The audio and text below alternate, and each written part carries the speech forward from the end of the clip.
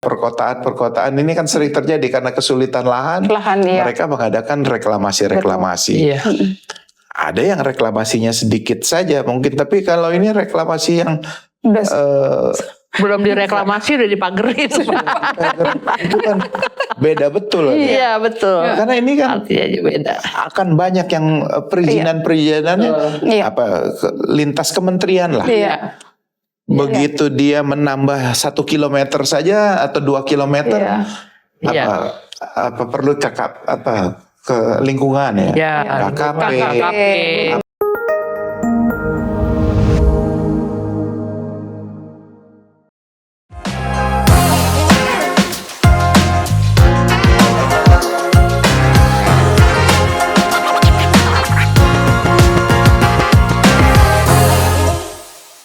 Salam sehat, tetap semangat. Selamat datang dalam podcast Jangan Menyerah.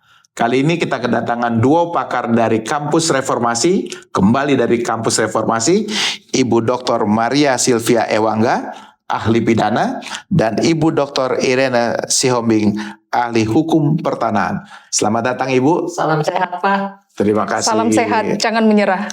Jangan menyerah. Jangan menyerah. Kita akan bincang-bincang yang sudah lama naik turun seperti ombak di laut. Nah, temanya adalah bagaimana melihat dampaknya pagar laut kita ini. Nah, untuk itu kita akan berbincang-bincang bagaimana dampak pagar laut dalam prinsip-prinsip penegakan hukum. Kali ini akan tanya-tanya nih, bincang-bincang nih. Gimana nih menurut Ibu dengan situasi khususnya kalau kita melihat bahwa adanya ini kan isu yang di masyarakat ini kok begitu rame ya. Kemarin ada seolah-olah kita melihat ada Mbak Titi itu dari Komisi 4, Ketua Komisi 4, naik tank amfibi. Dia turun untuk membongkar pagar laut. Betul. Namun setelah itu senyap lagi. Hilang. Nyaris tak terdengar. Ada proses penegakan hukum yang sempat ada penggeledahan oleh Kejaksaan Agung, senyap lagi. Lalu dilanjutkan oleh Bareskrim Mabes Polri. Nah, terus ada tarik menarik. Tiba-tiba bunyi lagi, ternyata heboh-hebohnya yang seperti itu, penetapan tersangkanya Kepala Desa Kohot. Nah, sebagai tenaga pengajar dalam hal prinsip khususnya ilmu pidana. Bagaimana Ibu melihatnya seperti ini? Baik. Memang apa yang disampaikan Pak Yan itu kasus yang menyita perhatian ya. Masyarakat, peneliti, akademisi, bahkan semua pihak itu ikut mencermati ya dan menjadi pembahasan baik di dunia pendidikan ya. Nah, kembali kepada kasus ini, memang kalau kita bicara dalam konteks Pak Kades ini kan ditetapkan dengan tindak pidana dugaan pemalsuan gitu ya. Nah, pertanyaannya adalah atas dasar apa seorang kades itu melakukan tindak pidana pemalsuan? Itu kan pertanyaan besarnya, Pak. Seorang kepala desa melakukan perubahan melakukan pemalsuan yang kemudian sertifikat itu kan kalau saya tidak keliru nanti bisa dikoreksi, itu sekitar 260-an lebih ya ininya gitu. Kemudian kalau kita lihat konteks yang lebih jauh lagi, keterlibatan dari aparatur negara di sini dalam konteks dari level yang terkecil sampai dengan yang di atas itu siapa saja? Apakah hanya sebatas pada Kades atau pihak-pihak mana lagi yang terlibat di sini? Kemudian apakah ada pihak lain di luar itu? Dalam hal ini adalah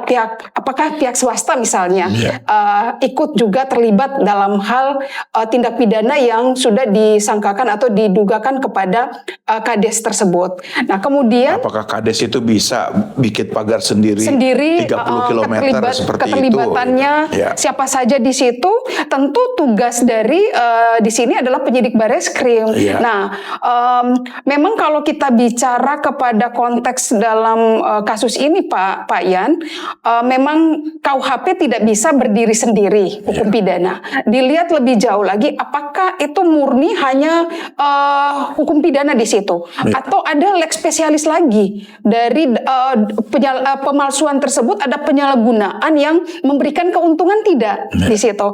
Makanya akan dilihat dari konteks asas hukum pidana itu yang leg spesialis, apakah ada sistematis atau logis. Nah, kalau dia masuk kepada leg spesialis yang sistematis atau logis, berarti ada ketentuan undang-undang lain yang akan dikenakan atau ditetapkan kepada siapa nih? Pihak-pihak mana yang tentu akan ditetapkan sebagai tersangka dalam kasus tersebut. Tentu ini menjadi tugas berat dari penyidik Bareskrim yang sudah mendapat petunjuk dari penuntut umum. Kok kayaknya tarik-menarik, susah betul katanya. Apakah ini hanya sekedar pemalsuan? Kan artinya sudah ada petunjuk oleh jaksa penuntut umum agar ini juga diterbitkan penerapan pasal-pasal tindak pidana korupsi. Iya, betul. Artinya kejaksaan melihat bahwa ini bukan sekedar pemalsuan saja. Iya. Ada potensi terjadi kerugian keuangan negara di mana adanya upaya yang dirasakan bisa menimbulkan kerugian keuangan negara, sehingga diarahkan untuk penerapan pasal-pasal tindak pidana korupsi. Nah, ini yang dilihat kok kayaknya begitu sulit sampai tarik-menarik, seolah-olah pagar laut ini yang kemarin sudah nyaris tak terdengar ini menghilang di tepi laut. Nah, ini menjadi pertanyaan besar. Nah, mungkin kita melihatnya bahwa apalagi masyarakat tuh semakin hebohnya, ada aplikasi katanya, Sentuh Tanahku. Nah, begitu disentuh tanahku, ternyata di perairan itu sudah terbit sertifikat-sertifikat yang namanya ada kepemilikannya. Nah, itu akan menjadi persoalan tersendiri. Nah, ini mungkin saya ingin tanya sama Bu Iren nih. Bu, gimana nih Bu? Kok bisa di tepi laut, bukan di tepi laut, bahkan sampai berapa kilometer, udah di tengah laut lah seperti itu, sudah bisa diterbitkan kapling-kapling yang bahkan sebagian bukan lagi HGB katanya, bahkan sebagian sudah hak milik. Nah, ini dari segi hukum pertanahan. Nah, mungkin Ibu melihatnya bagaimana nih, Bu? Iya. Ya, jadi kayak bukan sulap, bukan sihir gitu. Nah, Pak, ya. itu dia. Tiba-tiba ada. Kok bisa ada gitu? Bukan nanti katanya bukan hanya di darat, di laut, dan nanti bisa juga di udara. Nah, itu sampai joknya seperti itu. Ya. Jadi dari sisi hukum tanah ini kan kata kuncinya tanah ya Pak ya. Kata kuncinya tanah, oleh karena itu sebutannya adalah hak-hak atas tanah. Nah, kita tahu ada menurut Undang-Undang Pokok Agraria itu ada beberapa jenis hak atas tanah. Yang paling dikenal adalah hak milik, hak guna usaha, hak guna bangunan, dan hak pakai. Nah, hak-hak atas tanah itu kalau didefinisikan itu adalah adanya suatu hubungan hukum yang memberi kewenangan untuk menggunakan tanahnya. Nah, tentu pertanyaannya adalah tanah yang mana, begitu kan? Nah, kalau kita merujuk pada pasal 4 ayat 1 Undang-Undang Pokok Agraria, di situ dikatakan atas dasar hak menguasai dari negara, sebagaimana yang dimaksud dalam pasal 2, ditentukan adanya macam-macam hak atas permukaan bumi yang disebut tanah. Jadi jelas tanah artinya ya yang di permukaan bumi itu bukan pemahamannya di atas jadi bukan di bawah permukaan air. Nah, sedangkan Pak ini ya yang saya katakan ajaib adalah sedangkan kita tahu ada MRT kan. MRT itu kan juga tanah gitu ya. Artinya itu kan di bawah melekat di bawah permukaan bumi ya kan. Ini atas, ini bawah itu. Itu saja kan haknya belum ada. Gitu. Kalau yang di atas sudah ada hak milik, HGU, HGB. Nah, ini kok ujuk-ujuk di bawah. Sama seperti inilah yang lagi debatable juga apa namanya seperti kondominium atau apartemen yang melekat kan di bawah. Nanti yang di atas hak apa yang diberikan? Karena yang diberikan hak atas tanahnya lalu bangunan-bangunan yang ada di atasnya mendapatkan hak apa? Itu Sehingga juga mereka kan, juga ada batasan waktu juga. Betul. Itu juga kan apa namanya? Kalau kita lihat banyak bangunan-bangunan yang dihubungkan dengan jembatan, ya kan? Kayak PIM itu, PIM 1, PIM 2, terus ada Skybridge-nya kan, nah itu haknya apa gitu. Nah jadi kalau menurut beberapa guru besar, paling nggak ada 2 guru besar, yaitu haknya mengikuti hak yang dimana yang pancangnya itu berdiri gitu ya. Nah ini apalagi di bawah air, jadi makanya saya bilang ajaib itu kok tiba-tiba ada hak milik, ada hak guna bangunan. Lalu bagaimana perolehannya? Kan kita tahu Pak, jenis-jenis tanah itu kalau menurut hukum tanah kita itu kan ada tanah negara, cara memperolehnya melalui permohonan hak. Kalau dia tanah-tanah hak bisa jual beli, bisa segala macam. Nah ini asalnya itu tanah apa itu yang di dalam itu? Tanah air, Bu. Mungkin karena konsepnya dia, saya kan mengelola tanah air. Ada tanah, ada air. Jadi seperti itu. Apalagi kalau tadi dipalsukan surat-suratnya. Surat-surat apa yang dipalsukan? Berarti kan sebelumnya itu sudah ada yang punya dong. Kok bisa punya di bawah laut? Itu kalau dari sisi hukum tanahnya kita juga kok bisa ya gitu aja. Putri Duyung kali Bu ya. Yang ada di daerah-daerah. Tapi kalau saya melihatnya ini kan bukan hanya terjadi di kawasan Tangerang saja, ada di Bekasi, ada di kawasan terus sampai ke Surabaya. Ini artinya bentuk Pulau Jawa mungkin sudah berubah ini. Bukan lagi lurus tapi udah program dietnya gagal ini. Jadi, apakah ini tidak merubah yang namanya undang-undang tentang batas wilayah suatu daerah kan? Biasanya kan kita menentukan daerah khusus ibu kota. Misalnya dulu masih Jakarta nama DKI.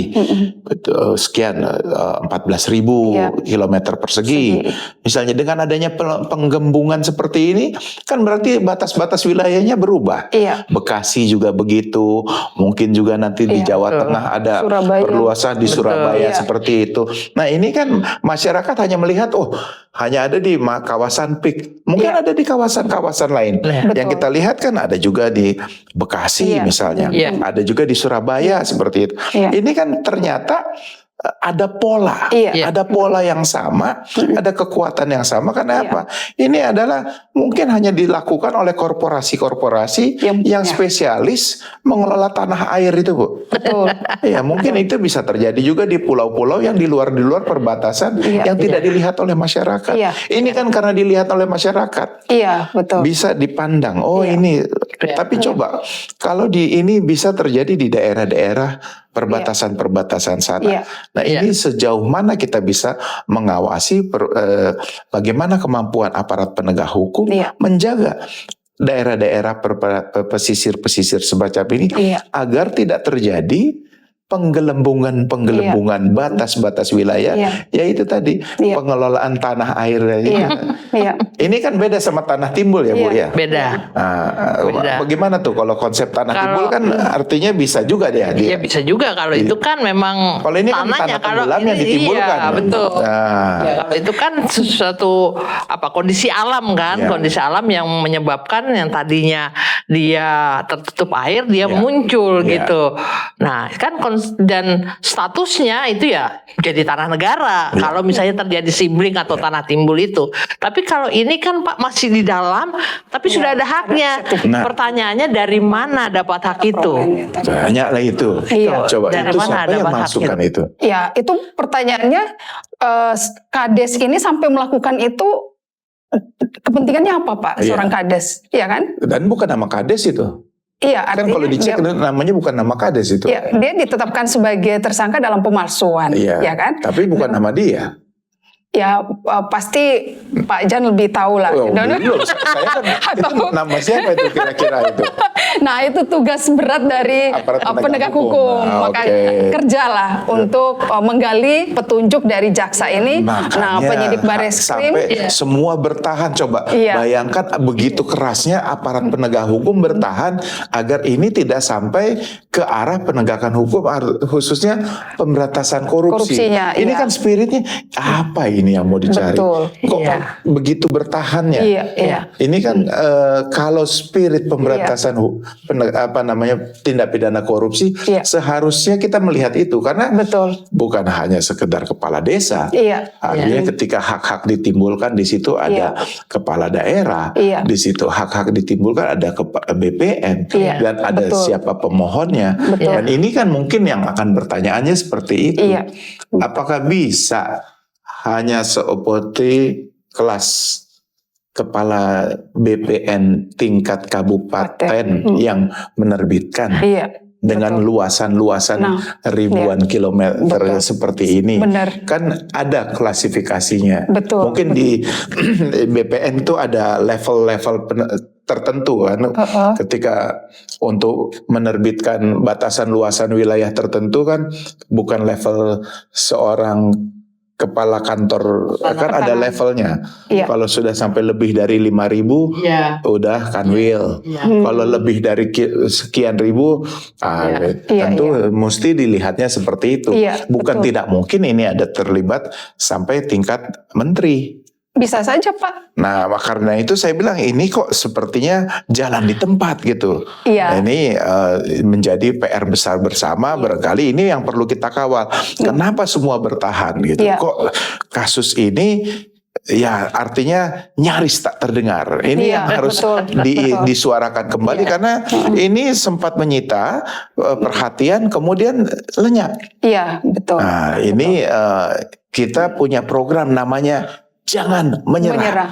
Nah, ini tugas kita untuk sama-sama mengingatkan ada apa. Iya. Ini seharusnya baik aparat penegak hukum, kepolisian, kejaksaan. Ayo dong kita kawal bersama apa yang apa yang menjadi kesulitan sehingga program ini harus terus berjalan sehingga bisa terungkap apa yang ada di belakang itu. Betul. Mungkin itu pertanyaan-pertanyaan kita. Nah, mungkin apa lagi nih Bu yang kelihatannya menjadi kendala-kendala kalau dari segi aspek pidananya yang Ibu melihatnya mungkin apa terjadi hambatan-hambatan seperti itu? Jadi gini Pak Yan, kalau menyimak apa yang yang Pak Yan sampaikan atau tadi yang sudah dijelaskan sama Bu Iren tadi ya, Bu Eka, bahwa ini tanah yang dibawa ya, artinya yang ada di bawah, tapi kok cara perolehannya gimana gitu. Kemudian pertanyaan tadi sudah sempat disampaikan oleh Pak Yan bahwa ini pun melibatkan sampai level di kementerian misalnya. Saya teringat seorang peneliti dari Norwegia namanya Inge Amundsen. Beliau menulis salah satu dalam risetnya tentang introduction politik corruption. Jadi bagaimana pihak-pihak yang memiliki kekuasaan itu menggunakan kekuasaan dengan menyalahgunakan, bahkan merubah itu untuk kepentingan-kepentingan mereka. Siapa kepentingan mereka? Ya entah itu pihaknya penguasa itu sendiri atau pemilik modal yang memang sudah berkompromi atau bekerja sama dengan pihak penguasa yang punya kepentingan gitu. Sehingga dalam pengertiannya Inge Amundsen itu yang tadi Pak Yan sampaikan itu tidak hanya sekedar korupsi biasa, tapi itu yang namanya korupsi politik. Korupsi berjamaah lah istilahnya. Ya, korupsi politik. Kenapa? Karena melibatkan undang-undang dibuat tapi untuk kepentingan keuntungan yang dinikmati oleh pihak penguasa dan pihak-pihak entah itu swasta atau siapapun gitu. Jadi yang dipakai itu adalah regulasinya Pak. Sehingga dalam bahasa Inge Amundsen itu adalah korupsi politik namanya. Karena penguasa yang punya kekuasaan dari level atas tadi kementerian misalnya ya, kemudian sampai dengan perangkat desa di bawahnya. Jadi semua dilibatkan kemudian menggunakan regulasi tadi sehingga dari misalnya ATR katakan bahwa ini dari HGB-nya harus kepala desa, kemudian ATR, kemudian sampai ke bupati gitu, seperti itu. Kemudian apalagi di atas. Ya. Karena ini kan ada dua sisi. Betul. Ada yang di kabupaten, ada yang masuk ke provinsi. DKI ya, masuk ya. Nah, seperti itu Pak. Jadi dengan demikian kalau misalnya ada maladministrasi, maka pertanyaannya adalah ini kepada Bu Eka, apakah misalnya ATR bisa langsung membatalkan semua sertifikat itu tanpa harus melalui proses penegakan hukum, atau proses penegakan hukum tetap harus berjalan untuk berkaitan dengan pemalsuannya, itu untuk tindak pidana umumnya. Nah, bagaimana dengan penyalahgunaan kekuasaan yang memang memberikan keuntungan bagi pihak penguasa dan juga pihak swasta yang memang jika memang ada di situ yang terkait dengan tindak pidana pemalsuan itu, maka kalau memang itu ada pemalsuannya berarti ranahnya tindak pidana umum.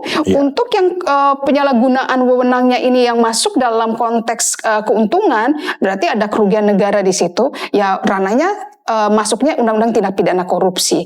Dengan demikian memang sudah seharusnya ini mohon maaf saja kita dari akademisi harus menyampaikan bahwa nggak usah ragu penyidik dari Bareskrim ini kan saja kepada tindak pidana khusus untuk menindaklanjuti apa yang menjadi petunjuk jaksa di sini terhadap tindak pidana korupsinya. Karena pada prinsipnya kan penuntutan itu dilakukan oleh kejaksaan. Kejaksaan, betul. Single prosecution system. Iya. Ya, jadi betul. tetap yang membuktikan itu di persidangan adalah tetap jaksa. Ketika diberikan petunjuk itu seharusnya penyidik ya ikut saja. Karena nanti yang akan bersidang membuktikan di persidangan adalah kejaksaan. Nah, ini artinya kenapa sampai jaksa yakin memberikan petunjuk ini ada delik korupsinya, seharusnya penyidikan itu lakukan saja. Karena kan tidak ada masalah, tidak ada kepentingan. Artinya bisa dilakukan oleh siapapun penyidiknya, karena kan penyidik bisa dari kejaksaan, bisa dari kepolisian, dan atau bisa juga kalau untuk tindak pidana korupsi kan ada kita punya KPK juga.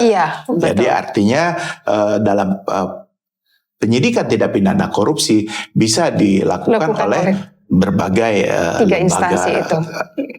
Penyidikan yang bisa dilakukan. Nah, ini artinya kita harus tetap mengingatkan, betul. Tetap semangat untuk terus mengingatkan agar proses penegakan hukum bisa berjalan sesuai dengan apa yang kita harapkan.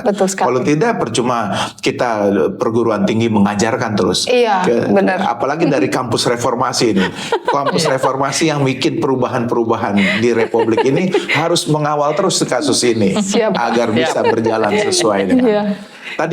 Tadi menarik nih Bu Iren, diingatin bisa nggak tuh langsung kita cabut tanpa gugatan? Kan kadang-kadang BPN suka bilang ya sudah kita udah salah, gugat aja, tun dulu katanya. Atau dengan artinya ada kewenangan-kewenangan yang dilakukan mencabut sertifikat yang sudah dia batalkan, yang sudah dia terbitkan seperti itu.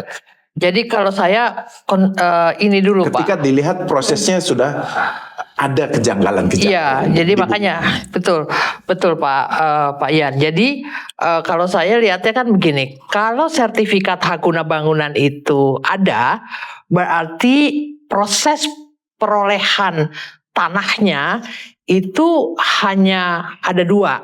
Satu karena permohonan hak. Kalau tanahnya itu tanah negara, lalu dia berproses sampai terbit sertifikat hak guna bangunan, atau tanahnya itu adalah tanah hak guna bangunan, gitu, dan dijual. Nah, dijual kepada badan hukum atau yang memenuhi syarat.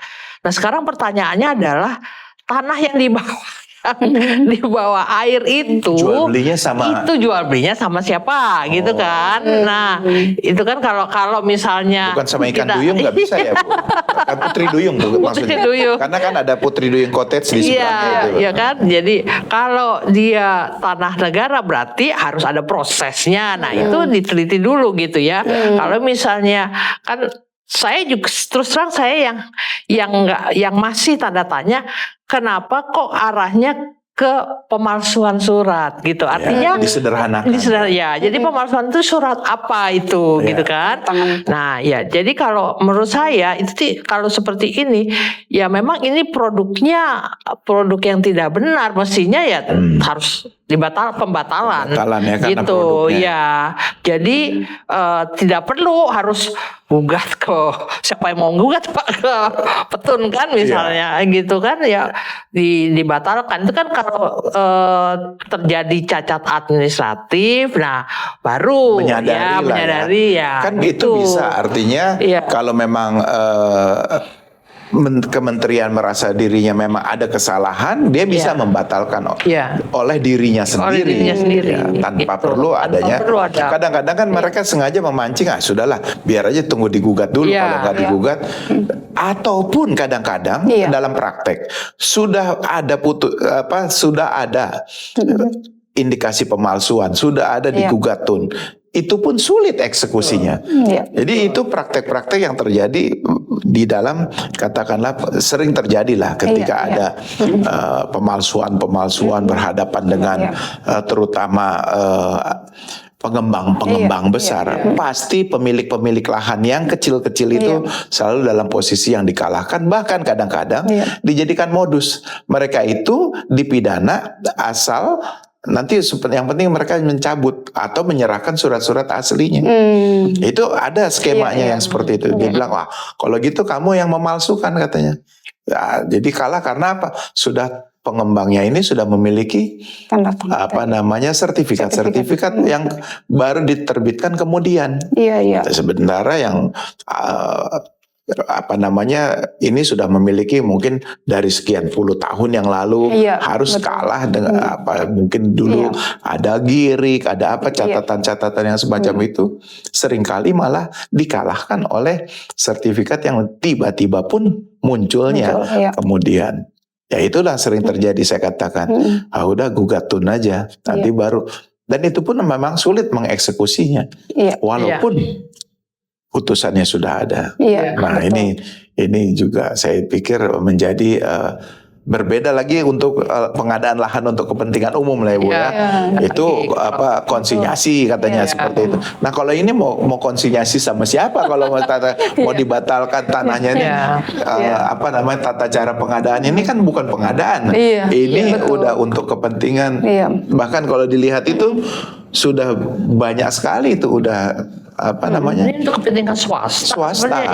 Ini kan sudah untuk kawasan pemukiman lah katakanlah seperti itu. Ini kan lain proses pengadaannya yang sudah istilahnya mau bikin taman laut lah mungkin kelihatannya sudah dibuat seperti itu.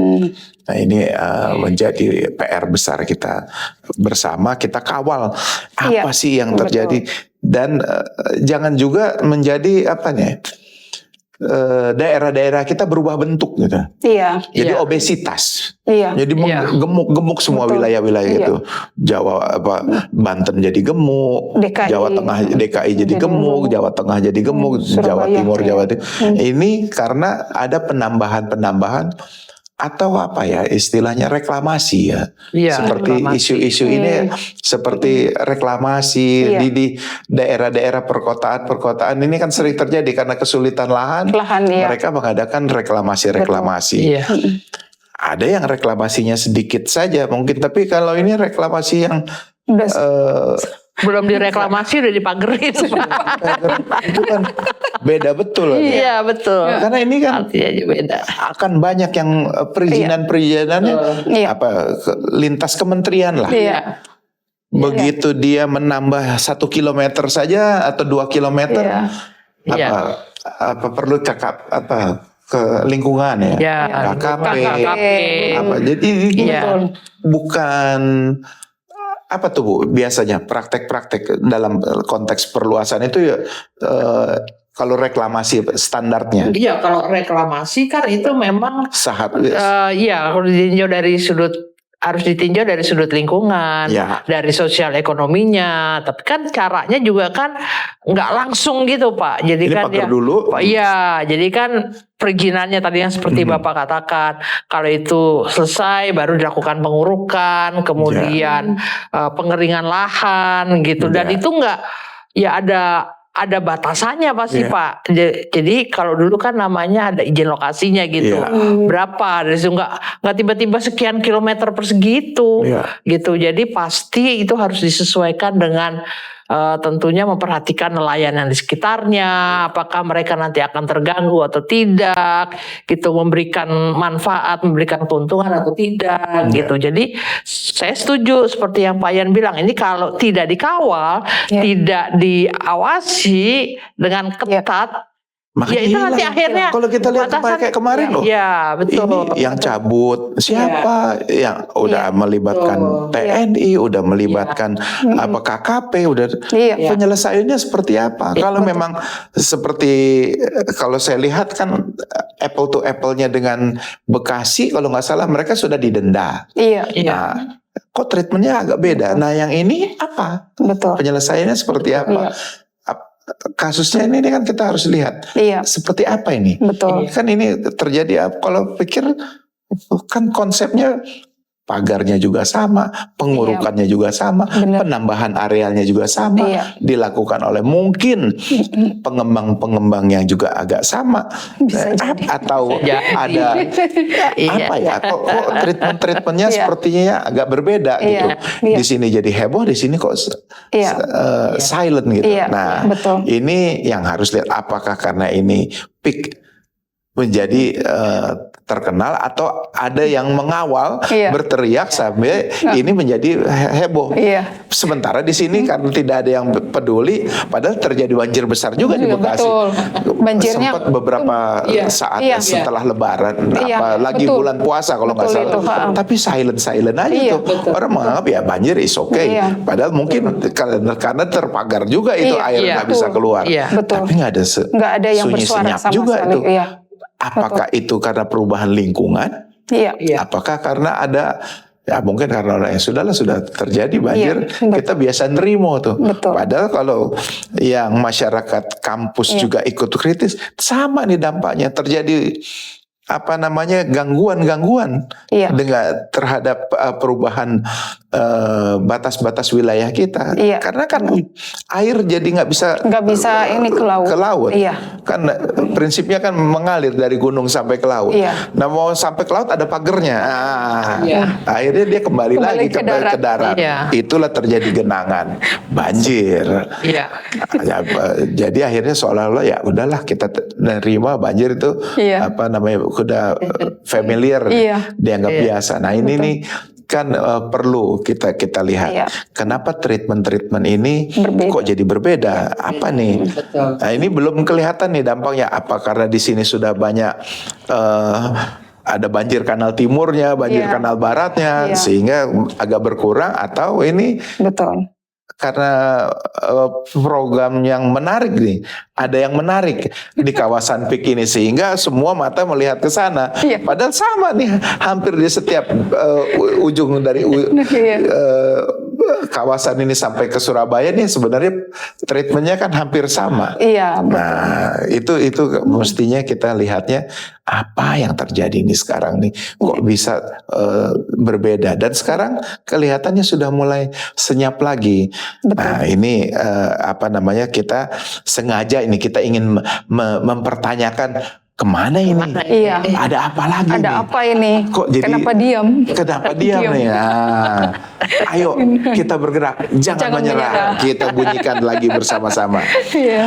Ya, jadi sekarang setelah ini gonjang-ganjing ini Iya. berlanjut. Nah, sekarang kira-kira apa menurut pendapat Ibu setelah tarik-menarik seperti seolah-olah diberikan petunjuk, tidak mau dilaksanakan? Iya. Apa kira-kira solusinya menurut Bu Mariani untuk penanganan masalah ini? Baik, sebagaimana tadi Pak Yan udah sempat kemukakan ya, bahwa untuk tindak pidana korupsi itu kan kewenangannya tidak hanya pada penyidik tindak pidana khusus di Barreskrim. Kewenangan itu juga ada di Kejaksaan Agung, kemudian ada juga di KPK. Nah, dalam konteks ini, kalau kita lihat ini kan Pak Jaksa Agung ini visinya lagi benar-benar penegakan hukum ya. Banyak sekali, saya lupa angkanya, tetapi pengembalian kerugian negara itu cukup besar. Bahkan Kejaksaan Agung itu masuk dalam peringkat salah satu institusi yang mendapat penilaian yang sangat baik kemarin itu ya, Pak Yan ya. Sehingga dalam konteks ini untuk memberikan kepercayaan kepada masyarakat bahwa Kejaksaan Agung juga ingin menunjukkan concern kepada masalah penegakan hukum ini dalam pemerintahan Prabowo ini, bahwa kejaksaan bisa untuk melakukan penegakan terhadap tindak pidana korupsi yang ada kaitannya dengan pagar laut ini. Jadi itu yang bisa dilakukan oleh Kejaksaan Agung kalau memang penyidik dari tindak pidana khusus. Artinya di kita aparat penegak hukum itu, saya melihatnya begini, ada agreement. Kalau misalnya sudah ditangani oleh kepolisian, maka kejaksaan akan menunggu. Begitu juga kalau KPK sudah menangani. Jadi seperti itu. Kecuali misalnya secara baik atau katakanlah sudah kalau begitu ditindaklanjuti oleh kejaksaan, kan itu, atau sebenarnya memang secara aturan juga bisa, karena memang kewenangan itu juga dimiliki oleh kejaksaan. Bisa saja dengan petunjuk yang tidak ditindaklanjuti, penyidik merasa optimal, dia hanya diambil pemalsuannya saja, maka kejaksaan mengambil alih sebagai tindak pidana korupsi dengan cara pemalsuan. Jadi artinya berbagai cara bisa dilakukan. Artinya bisa sekali, Pak. Korupsi itu kan generalnya, dengan caranya, modusnya, bisa dengan pemalsuan, bisa dengan apapun, dengan cara-caranya. Jabatannya. Jadi tetap proses hukum itu terus berjalan dengan prinsip-prinsip seperti itu. Betul sekali. Barangkali ini sehingga masing-masing pihak merasa bahwa karena memang awalnya juga sudah sempat dilakukan penggeledahan oleh aparat kejaksaan sendiri. Ya, ketika turun, namun karena kepolisian sudah menyatakan penyidikan, maka kejaksaan mundur. Sebenarnya pada saat itu awal-awal kita lihat akan terjadi kompetisi kan, tetapi itu tidak terjadi karena kita lihat kejaksaan mundur, ke Barreskrim terus maju. Tetapi ketika diberikan petunjuk untuk digunakan pasal tindak pidana korupsi, mereka tetap bertahan. Nah, akhirnya begini. Tetap bertahan dengan jalan di tempat, sementara ekspektasi masyarakat begitu besar. Kok begitu besarnya operasi yang dilakukan hanya sampai kepala desa? Kok ini? Aduh, ini dia. Nah, ini yang tentu menjadi pertanyaan besar. Nah, kita harapkan ini dukungan masyarakat, dukungan perguruan tinggi, agar bisa mengawal kasus ini berjalan sesuai dengan harapan. Tidak sampai di kepala desa. Kades hanya menjadi pintu masuk untuk membuka tabir laut yang lebih besar lagi. Barangkali itu. Ada yang ingin ditambahkan, Bu? Kalau saya mungkin ini Pak, barangkali supaya pemahaman dari semua ini sama, menurut saya di undang-undang yang mengatur tentang reklamasi itu perlu dipertegas tentang ini Pak, karena saya lihat dari pasal-pasalnya ini tidak ada tuh. Jadi mungkin harus ada tambahan pasal yang mengatur tentang bagaimana proses reklamasi itu ya. Jadi tidak didahului dengan memagari dulu begitu, memberikan tanda batas dulu. Ini kan sama aja seperti ini ya Pak ya, kalau kita di darat begitu ya, kita bikin pagar, kita bikin batas di rumah orang. Dan ketika itu tanah udah milik kita, tapi ini kan entah di mana kita bikin pagar. Jadi menurut saya harus ada harus ada pasal yang mengatur mengenai hal itu. Ditambahkan di Undang-Undang 27 ya, revisi Undang-Undang tentang pulau-pulau kecil itu, dan Perpres tentang reklamasi itu kan Perpres 122 itu tahun 2012. Nah itu menurut hemat saya barangkali supaya lebih tegas gitu. Jadi nggak ada lagi yang seperti ini gitu. Lalu juga apalagi pagar makan tanaman gitu. Lebih bahaya lagi. Dan seperti yang tadi Pak Ian sampaikan, supaya tidak obesitas gitu. Jadi perlu ada batasannya gitu. Ya mau sampai di mana ini gitu, ya seberapa ini ya. Jadi kalau perlu nanti setelah itu moratorium misalnya nih, contoh seperti itu gitu Pak. Jadi enggak terus begitu. Nanti jangan-jangan DKI juga pemekaran wilayah. Padahal bukan kalau pikir-pikir DKI. Kan ibu kota udah pindah. Iya. Kenapa lagi kita harus perbesar? Iya. Jangan-jangan ini ibu kota dipindahkan, ini semua DKI mau dirubah jadi apa gitu. Dirubah jadi apa nih? DKJ. Sekarang udah bukan DKL lagi. DKJ. Itu dia. Nah, kira-kira kalau misalnya undang-undang ini mungkin Ibu bisa nih bikin masukan-masukan tertulis apa yang akan menjadi yang seharusnya dilakukan oleh pemerintah, menjadi bahan masukan. Untuk pertama kita lakukan moratorium terhadap pengembangan seperti itu. Ya, betul. Dan tadi bisa ya pembatalan pembatalan sertifikat, betul, pembatalan sertifikat, betul. Ini saya pikir ini perlu menjadi catatan bagi kita agar tidak perlu lagi menunggu harus ada gugatan dulu. Iya. Kalau enggak kita akan masa kita menggugat siapa yang menggugat, masyarakat pemiliknya. Kita tidak bisa mewakili ikan duyung kan, karena itu ikan duyung merasa hak-haknya diambil oleh perusahaan-perusahaan pemilik sertifikat yang tiba-tiba ada di laut. Nah, ini menjadi PR besar. Nah, barangkali itu bincang-bincang kita yang katakanlah menjadi. Jangan sampai pagar laut ini menghilang di tepi laut. Itu tema kita. Kira-kira menutup bincang-bincang kita, apa closing statement dari Ibu Maria? Silakan Bu. Baik, jadi dalam konteks penegakan hukum ini, maka saya berpikir bahwa penyidik Barreskrim maupun penyidik kejaksaan tetap berpegang pada ketentuan undang-undang untuk menyelesaikan kasus ini, tidak perlu takut dan tunduk pada pihak manapun, karena yang dikedepankan adalah ketentuan undang-undang. Kenapa demikian? Karena mendukung tujuan dari konstitusi adalah kesejahteraan rakyat. Terima kasih. Ibu Iren, silakan. Ya. Untuk memberikan jaminan kepastian hukum dan perlindungan hukum, telah diterbitkan berbagai peraturan perundang-undangan di bidang pertanahan, mengenai hak-hak atas tanah, mengenai cara perolehan tanah, sampai kepada pensertifikatannya. Saya mengajak semua masyarakat, penyelenggara, aparat pemerintah untuk taat dan tunduk kepada peraturan-peraturan yang sudah jelas, yang lengkap, dan mari kita sama-sama laksanakan secara konsisten. Terima kasih. Demikian kita telah sama-sama menyaksikan bincang dialog Jangan Menyerah dengan tema Pagar Laut Jangan Menghilang di Tepi Laut.